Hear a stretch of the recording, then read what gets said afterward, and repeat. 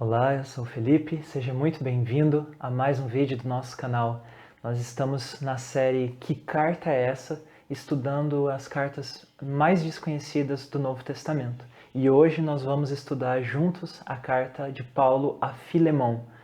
E antes da gente entrar na carta propriamente dita, eu gostaria de te convidar a entrar no nosso canal do Telegram através do link que está na descrição aqui desse vídeo. E lá no nosso canal você vai poder baixar os mesmos slides que eu estou usando aqui para esse estudo. Antes da gente também começar a ler o texto dessa carta, é importante a gente entender qual é o contexto em que ela foi escrita. Em primeiro lugar, a gente precisa lembrar que essa é a mais curta e também a mais pessoal de todas as cartas do apóstolo Paulo. Ela, nas nossas Bíblias, geralmente tem apenas uma página de extensão e nela Paulo fala sobre aspectos que geralmente ele não trata diretamente nas outras cartas. E nessa carta, especificamente, nós vemos que Paulo estava preso. Ela foi escrita junto com as outras cartas da prisão, como Efésios, Colossenses, Filipenses. E essa carta, diferente dessas outras, é a única num tom especificamente pessoal. E Paulo escreve essa carta para Filemon junto com a carta aos Colossenses, porque provavelmente a igreja dos Colossenses se reunia na casa de Filemon, provavelmente fosse a mesma igreja. Então, as duas cartas foram enviadas juntas, uma para a igreja dos Colossenses e outra para Filemon, que seria um dos membros da igreja dos Colossenses. E logo no versículo 1, na saudação de Paulo, nós vemos o seguinte: Paulo, prisioneiro de Cristo Jesus, e o irmão Timóteo. Então, Paulo já declara logo no primeiro versículo que ele estava preso. Só que ele não se considerava um preso do Império Romano, um preso de homens. Ele não estava sendo um prisioneiro de seres humanos. Ele era prisioneiro de Cristo Jesus.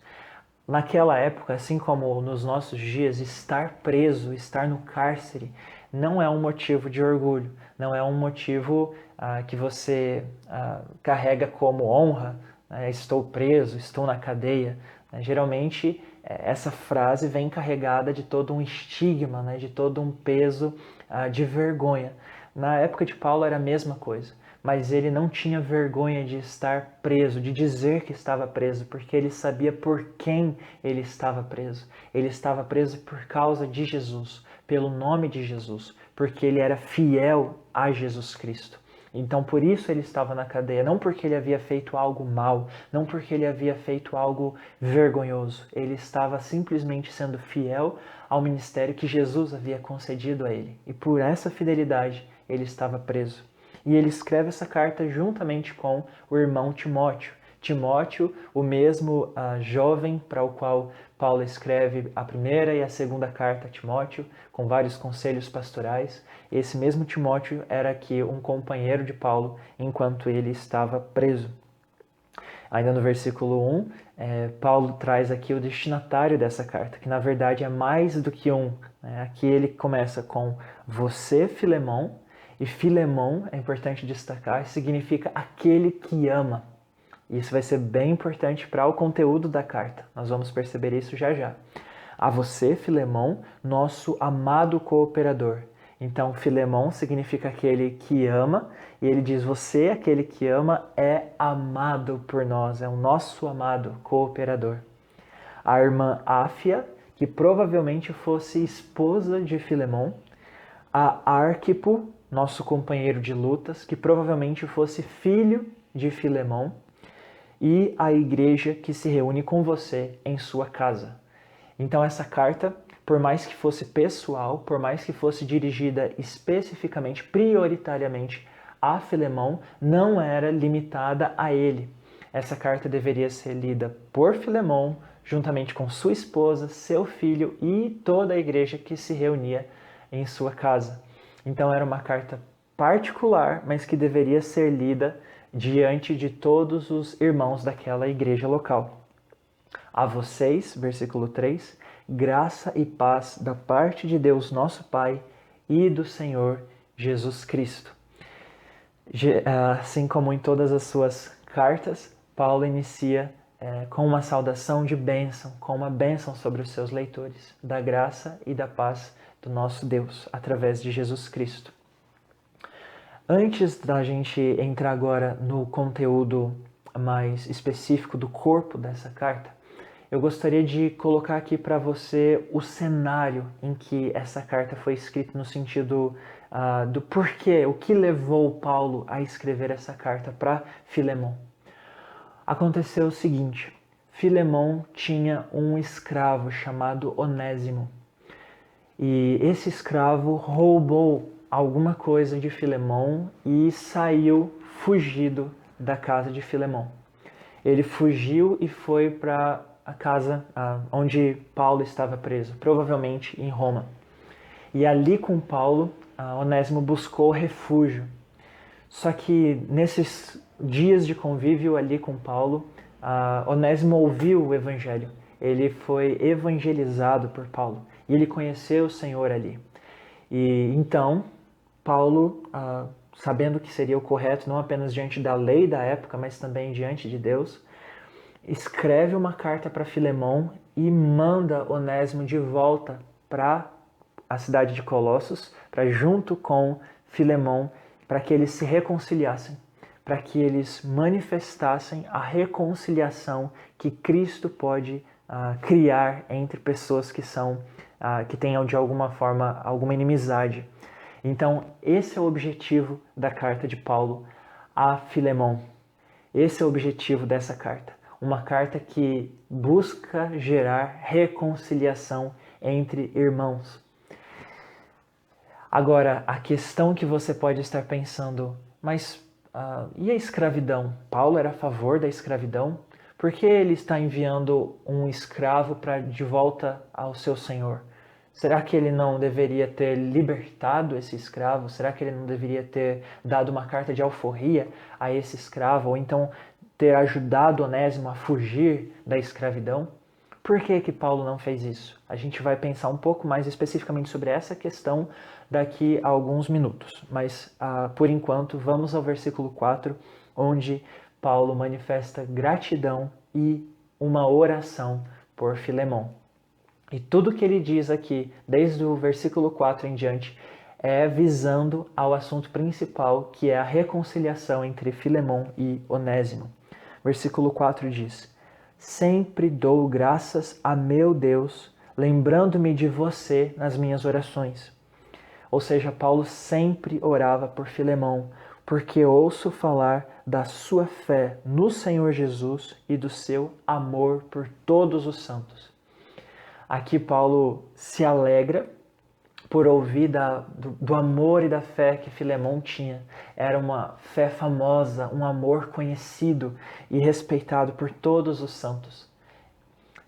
Filemon, ele tinha fé no Senhor Jesus. Era uma fé que provavelmente não consistia apenas em palavras, apenas em declarações, de uma maneira muito subjetiva, mas era uma fé que se manifestava de maneira objetiva, uma fé que era operosa, uma fé que era praticante, e é uma fé que se transbordava em amor por todos os santos.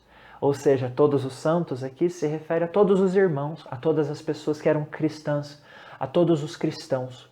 Então, Filemon era conhecido como alguém que realmente condizia com o seu nome, aquele que ama. Aquele que ama realmente amava todos os seus irmãos em Cristo e tinha uma fé praticante no Senhor Jesus. Paulo havia ouvido falar sobre essa fé de Filemon, era uma fé famosa, um amor famoso. E isso levava Paulo a orar por Filemon.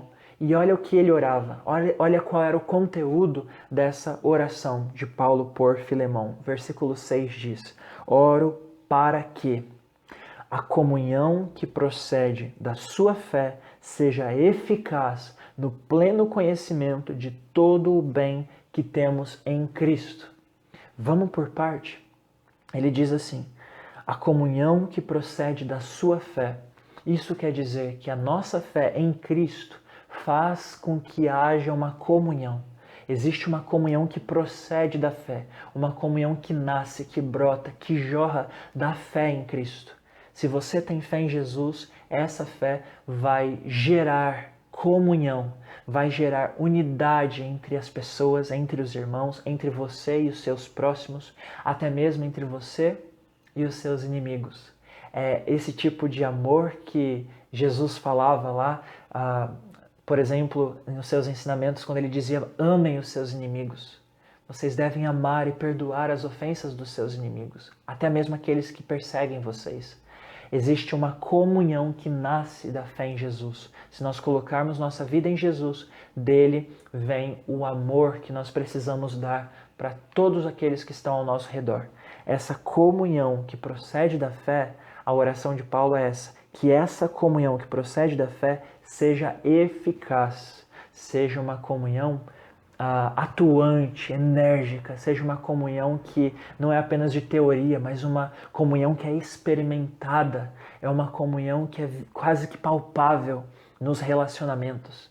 A oração de Paulo é essa: que essa comunhão que vem naturalmente da sua fé em Jesus seja eficaz, seja uma comunhão poderosa, no pleno conhecimento de todo o bem que temos em Cristo.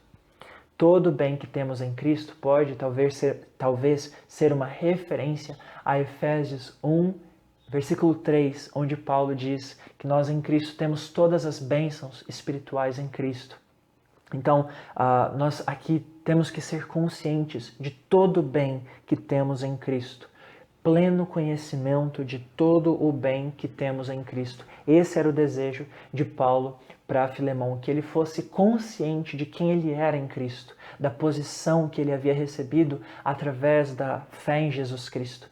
Ele havia recebido uma nova identidade, uma nova família, uma nova posição diante de Deus e dos homens. E era justamente esse pleno conhecimento que levaria a comunhão de Filemão com outras pessoas, inclusive com Onésimo, a ser uma comunhão real, praticante, palpável, amorosa.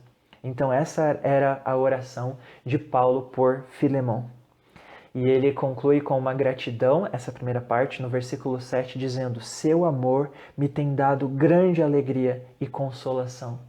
Então saber que Filemão era alguém que amava as pessoas enchia o coração de Paulo com grande alegria e com consolação. Ou seja, Paulo estava escrevendo essa carta para Filemão em favor de Onésimo com o coração em paz, sabendo que Filemão já era alguém que costumava amar bem as pessoas. Filemão era alguém que já praticava o amor pelas pessoas de uma maneira real. Então, o desafio de amar e perdoar e receber Onésimo agora seria um desafio talvez maior, um desafio mais alto, mas que se encaixaria bem com tudo aquilo que Filemão já estava praticando e vivendo através da fé em Jesus Cristo. Então seu amor me tem dado grande alegria e consolação, porque você, irmão, tem reanimado o coração dos santos. Então Filemão já era alguém que estava praticando o amor pelos santos, era alguém que estava consolando o coração dos outros irmãos. E por isso, provavelmente ele consolaria o coração de Paulo também, recebendo com amor e perdão ao seu escravo Onésimo. E aqui nós vamos entrar no trecho da carta que constitui o corpo, o cerne, o centro de tudo aquilo que Paulo tem a dizer para Filemão. É um apelo com base no amor. Um apelo com base no amor.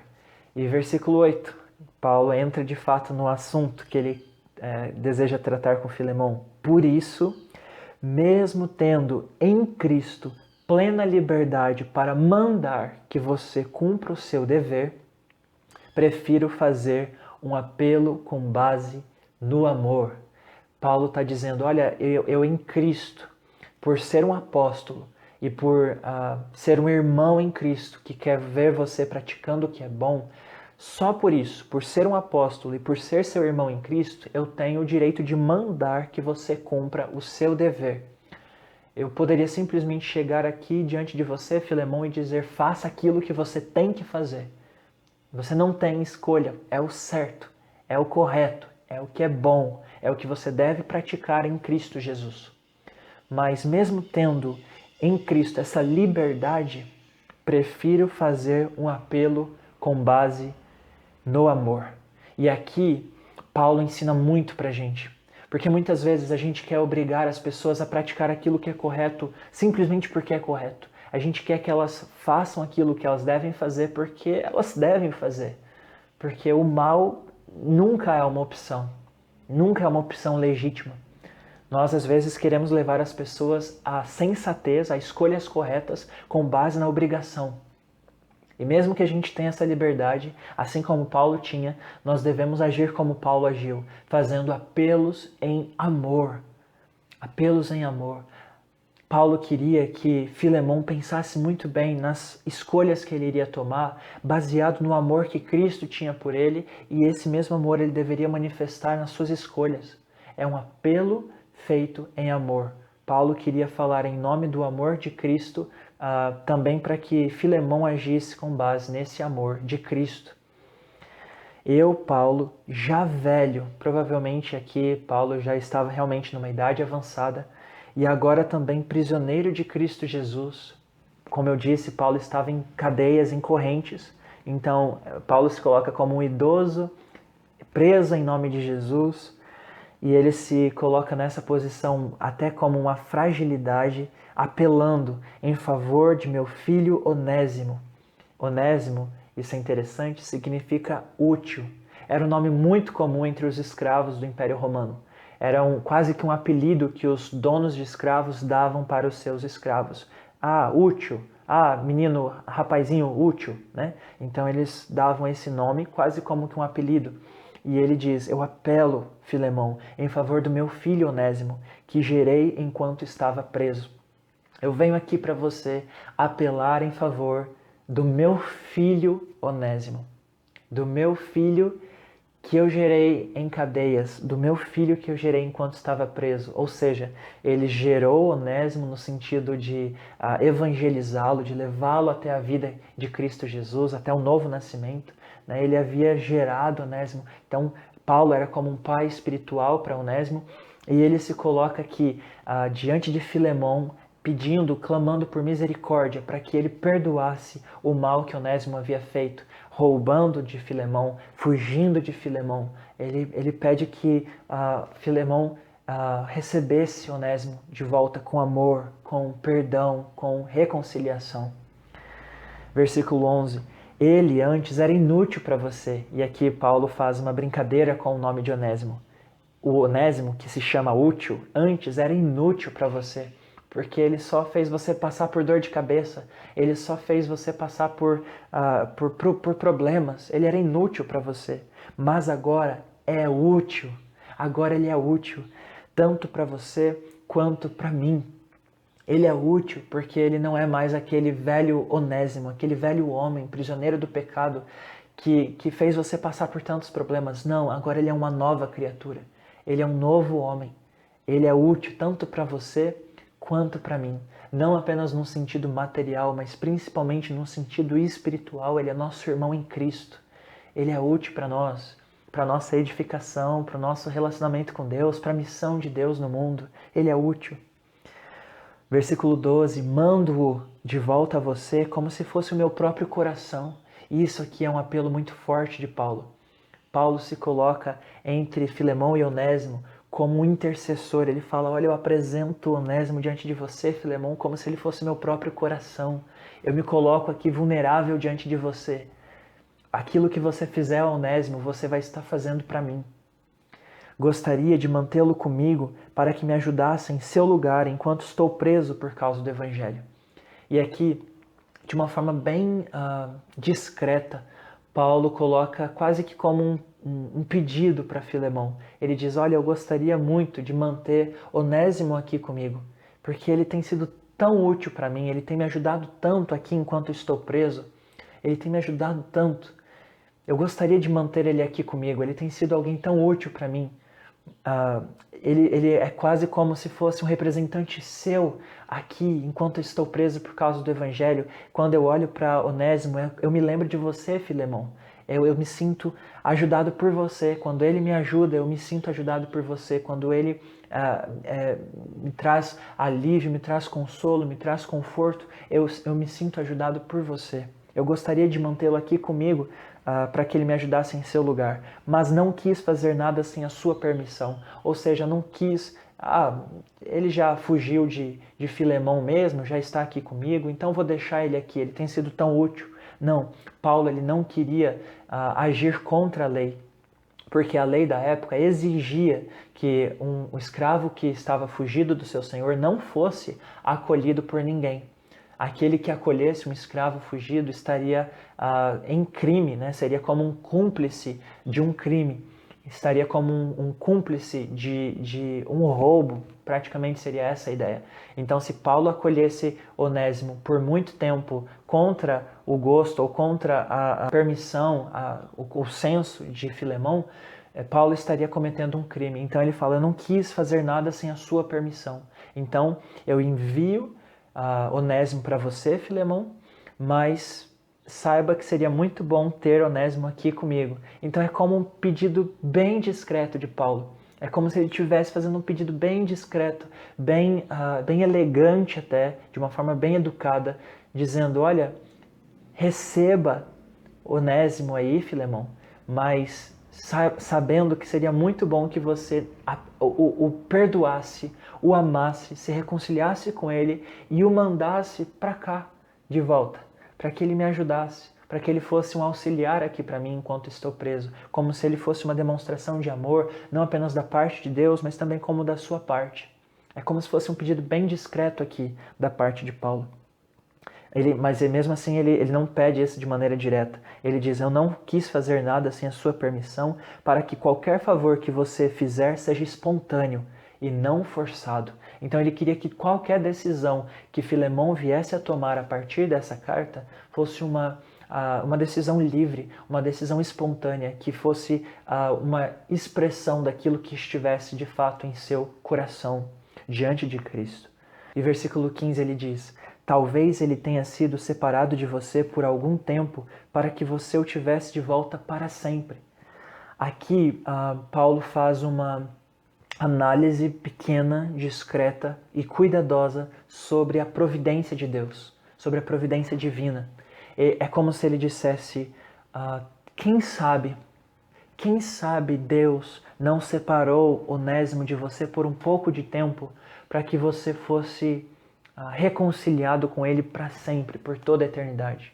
Talvez essa breve separação entre vocês, de uma forma dolorida, com um gosto de engano, com um gosto de traição, com um gosto de roubo, talvez essa separação momentânea fosse simplesmente o início de algo muito mais bonito.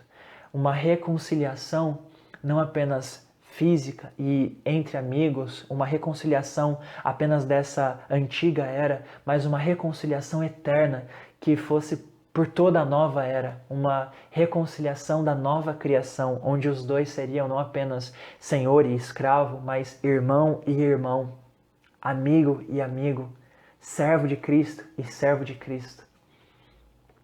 Mas uma coisa que Paulo nos ensina de maneira discreta aqui também é através da palavra talvez. Porque quando a gente vai falar sobre algo que seja plano de Deus, algo que seja ação de Deus, é bom que a gente tenha esse cuidado em não afirmar categoricamente, porque nós não temos certeza quais são as razões que estavam na mente incrível de Deus, na mente tão sábia de Deus, quando Ele guia a história das nossas vidas por determinadas direções. Nós não temos como afirmar categoricamente. Assim como, por exemplo, Jó e os amigos de Jó não podiam afirmar categoricamente quais eram os propósitos de Deus com tudo aquilo que aconteceu na vida de Jó.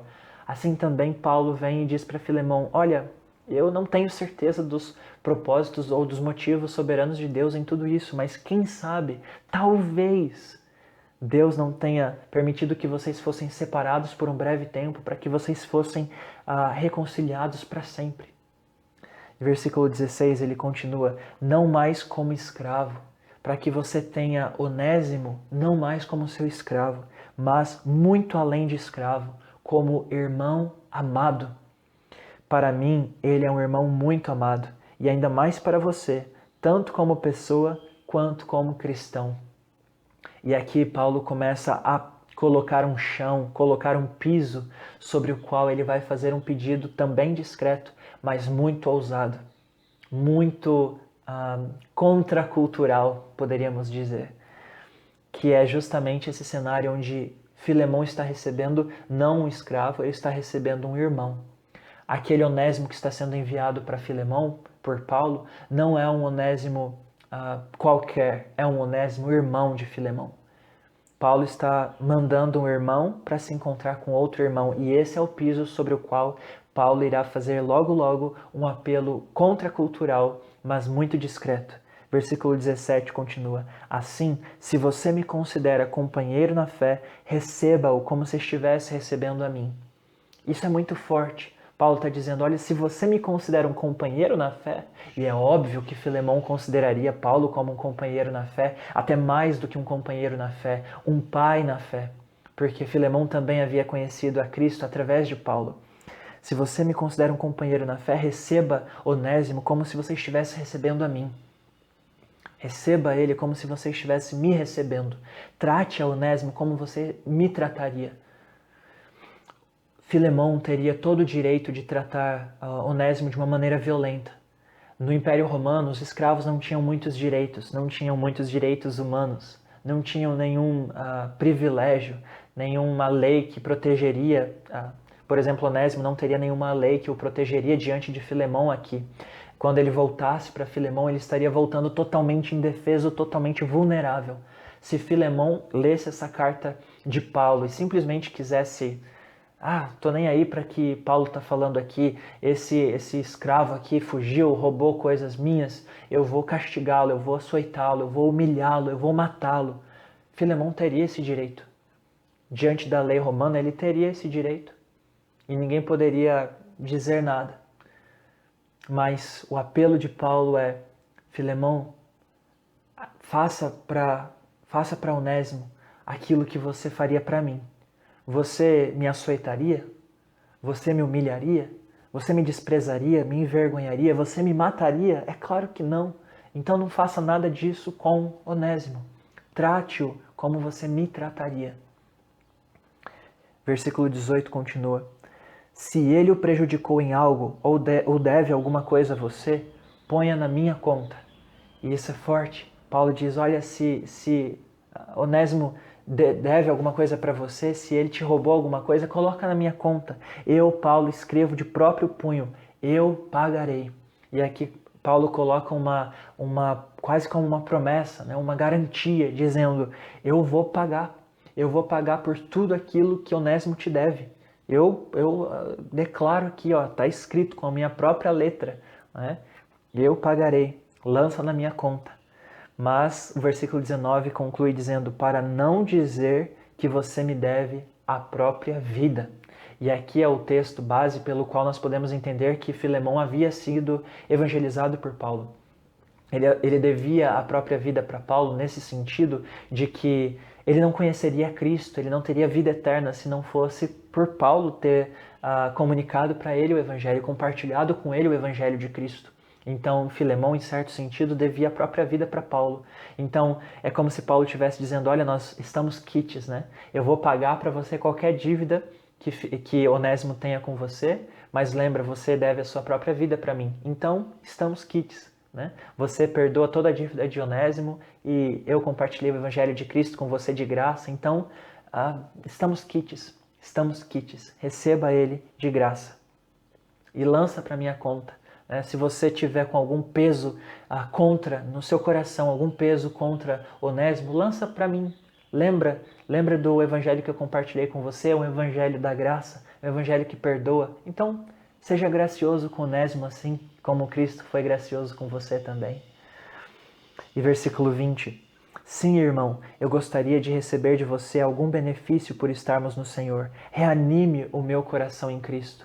Assim como lá no início dessa carta, Paulo disse que ouvia falar que vários santos, vários irmãos eram consolados, eram reanimados em seus corações por causa de Filemão, ele pede agora, então reanima o meu coração agora, reanima o meu coração em Cristo, me dá algum benefício em Cristo. E ele aqui faz esse pedido discreto, que é totalmente contracultural, é o pedido do versículo 21. Escrevo certo de que você me obedecerá, sabendo que fará ainda mais do que lhe peço. Explicitamente, o que Paulo havia pedido nessa carta era, receba Onésimo de uma maneira amorosa, receba Onésimo perdoando as suas dívidas, agindo com ele com misericórdia, não sendo violento com ele, não sendo alguém que humilha o seu escravo fugido, mas pelo contrário, alguém que trata bem, recebe com amor o seu irmão que voltou. Receba ele com amor, receba ele com carinho. Esse era o pedido explícito que Paulo estava fazendo para Filemão, mas o pedido implícito que vem aqui no versículo 21, mas um pedido totalmente contracultural, era o pedido: liberta Onésimo, dá uma carta de liberdade para ele, torna Onésimo um homem livre, assim como ele é livre diante de Cristo, torna ele livre também diante dos homens. Liberta Onésimo, Filemão, faz além daquilo que eu estou pedindo, liberta ele, acaba com essa história de escravidão, acaba com essa história de um pertencer ao outro, de um ser humano ser posse do outro, acaba com isso. E talvez aqui você possa estar se perguntando, mas por que que Paulo fala isso de uma maneira tão sutil? Por que que ele não coloca isso abertamente, né? Acabe com a escravidão, vamos acabar com essa escravidão. Por que que Paulo não escreve uma carta explícita para acabar contra o sistema todo de escravidão? Por que Paulo não faz isso? Acontece o seguinte: a escravidão no Império Romano era basicamente como a energia elétrica é nos nossos dias. É algo que faz toda aquela sociedade funcionar. É algo que fazia toda aquela sociedade funcionar. A escravidão era a base de vários relacionamentos, tanto comerciais quanto pessoais.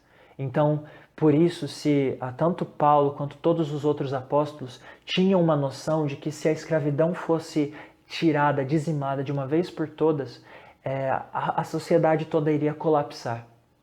Essa era uma das razões pelas quais nós nunca vemos nenhum dos escritos do Novo Testamento uma declaração tão aberta, tão explícita contra a escravidão.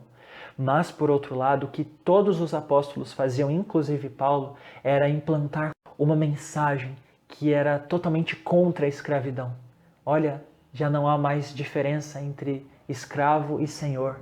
O escravo deve trabalhar para o seu senhor, não como quem serve a homens, mas como quem serve ao próprio Cristo, fazendo o seu melhor, não só servindo quando o seu senhor está olhando, mas fazendo o melhor até quando o seu senhor não está presente. Haja não como alguém que é um escravo, mas como alguém que se dedica ao próprio Cristo. Senhores, não exijam demais dos seus escravos, tratem eles como um irmão trataria o outro irmão. Tratem os seus escravos como alguém que teme ao Senhor, sabendo que Deus pedirá contas de vocês lá na eternidade, lá no juízo. Então, o que o Evangelho trazia era uma mensagem que igualava senhores e escravos. Mantinha a aparência do sistema funcionando, mas a realidade é que os corações, tanto do senhor quanto do escravo, seriam transformados pelo Evangelho. É a mesma coisa que Paulo espera ver aqui em Filemão e em Onésimo. Ele esperava que Filemão tratasse Onésimo como um irmão e que Onésimo tratasse Filemão como um irmão, como alguém da sua própria família, mas que também servisse a ele como alguém que servia ao próprio Cristo.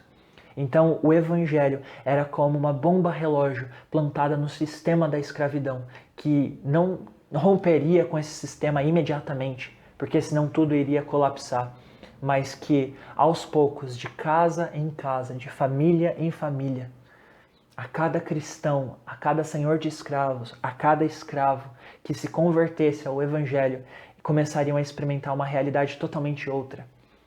Os efeitos do Evangelho começariam a tomar conta de todo o Império Romano aos poucos, como um fermento que vai levedando toda a massa, influenciando cada coração aos poucos e transformando a sociedade inteira aos pouquinhos, aos poucos. De pouco em pouco, toda a sociedade estaria sendo transformada pelo Evangelho. Essa era a intenção de Paulo e por isso o pedido dele aqui é tão sutil.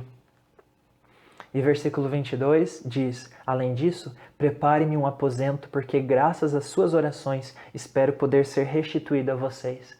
Então aqui Paulo conclui com um encorajamento ainda maior, dizendo: olha, prepara um quarto para mim, eu vou aí, tá? Prepara um quarto para mim, eu vou chegar aí, eu vou ser liberto dessa prisão e eu vou ser restituído para vocês.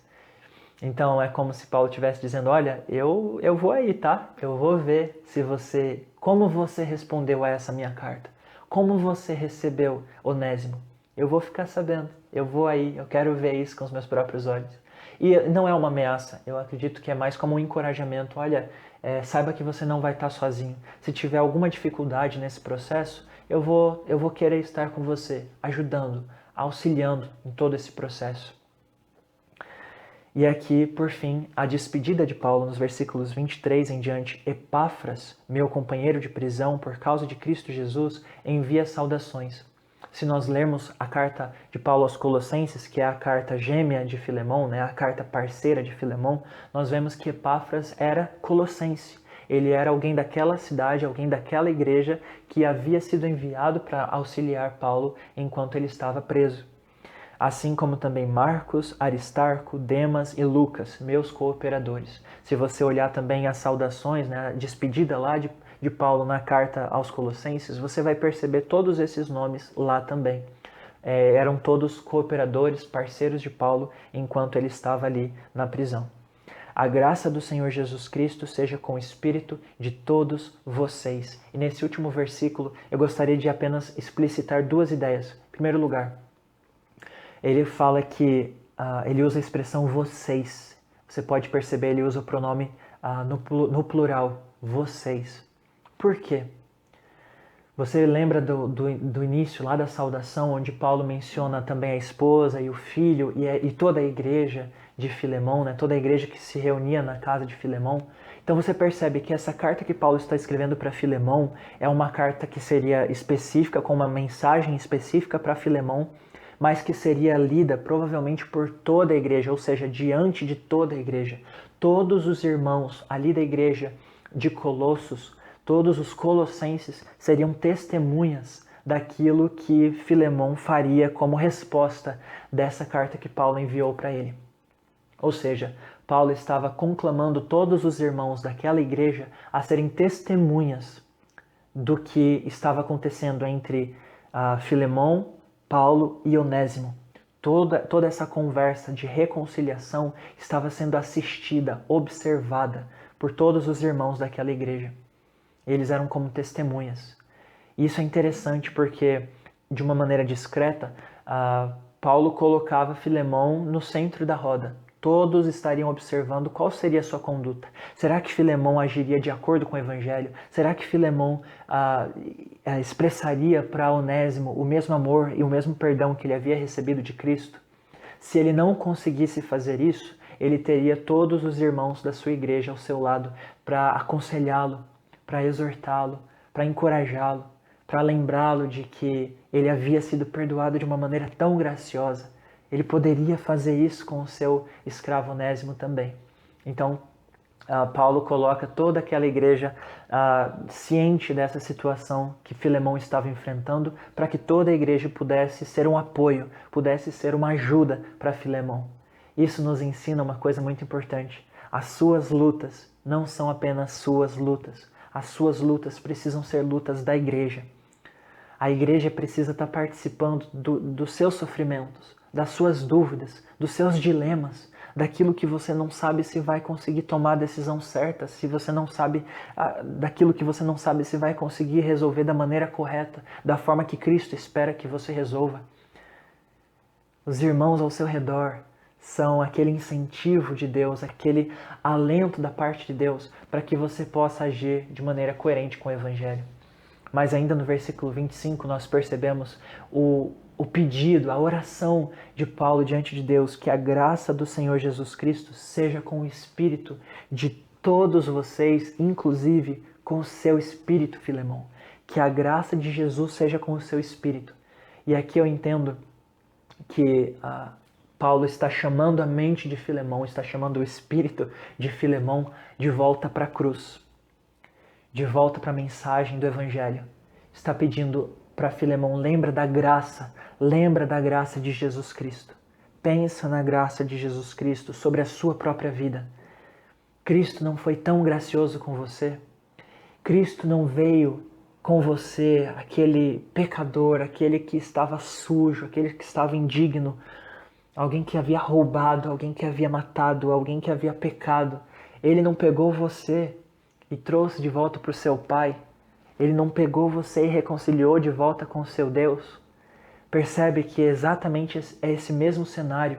O Pai, ele era digno de derramar toda a sua ira justa sobre nós, porque nós pecamos contra ele. Nós éramos indignos de Deus. Nós éramos indignos do amor de Deus.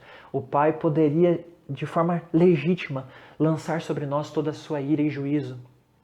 Mas Jesus vem, nos toma sobre ele todas as nossas injustiças, todos os nossos pecados e transgressões, leva sobre si para que nós pudéssemos ser reconciliados com o Pai, para que nós pudéssemos ser agora amigos de Deus, filhos de Deus, perdoados por Ele, amados por Ele, justificados por Ele, adotados por Ele. Jesus fez essa obra de reconciliação entre nós e Deus. E Paulo quer que Filemão faça a mesma coisa agora. Paulo é como Jesus que toma Onésimo, que tomou os pecadores, e leva a Filemão, que nos reconciliou com Deus. Então a mesma coisa que aconteceu com Filemão, que Jesus fez com Filemão e Deus, Paulo está tentando fazer entre Onésimo e Filemão. É a mesma obra da reconciliação. A obra que começa aqui entre nós e Deus de maneira vertical precisa ser manifesta de forma horizontal nos nossos relacionamentos, de maneira concreta, de maneira visível e palpável. Imagina que todos os vizinhos de Filemão ouviriam dessa história. Ouviriam, nossa, você ouviu falar que Filemão recebeu de volta o escravo dele, o escravo que tinha roubado dele, o escravo que tinha zombado dele, que tinha ido para bem longe. Filemão recebeu ele de volta e ele não açoitou Onésimo, ele não humilhou Onésimo, pelo contrário, ele recebeu como alguém que recebia um amigo. Você ficou sabendo disso? Ele ainda por cima deu para Onésimo uma carta de liberdade. Você ficou sabendo disso? Eu nunca tinha ouvido falar de alguém que havia feito algo parecido. Que incrível, não? O que será que ele tem de diferente que nós não temos? O que será que Filemão sabe que nós ainda não sabemos?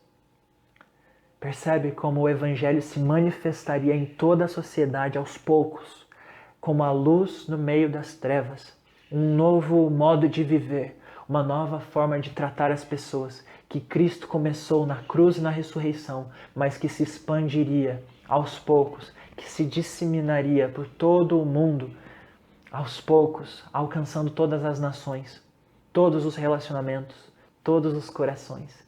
Essa é a ideia do Evangelho. Aquilo que Cristo começou entre o ser humano e Deus se manifestaria entre os seres humanos e os seres humanos, entre homens e homens, entre pessoas e pessoas.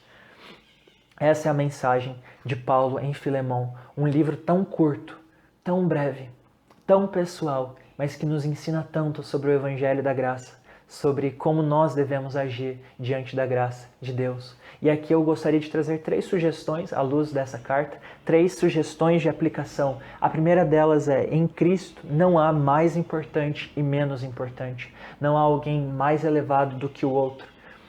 Filemão não era mais importante do que Onésimo. Diante de Cristo, Filemão era igual a Onésimo, tinha o mesmo valor que Onésimo. E os 3, Paulo, Onésimo e Filemão, tinham a mesma posição, o mesmo valor diante de Deus, a mesma importância.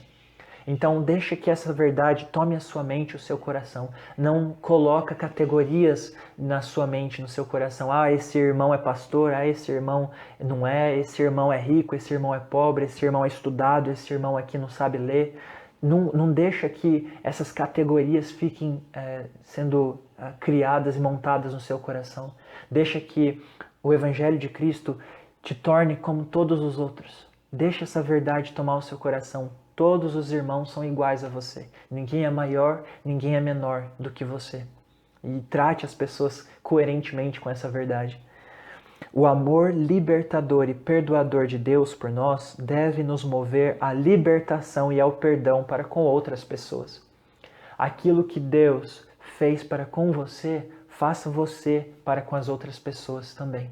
Então, o mesmo perdão, a mesma libertação que Deus te deu através de Cristo Jesus, de maneira graciosa, gratuita, amável, alegre, Da mesma forma, faça você com as pessoas que que te ofendem, os seus inimigos, as pessoas que te perseguem, as pessoas que fazem o mal para você.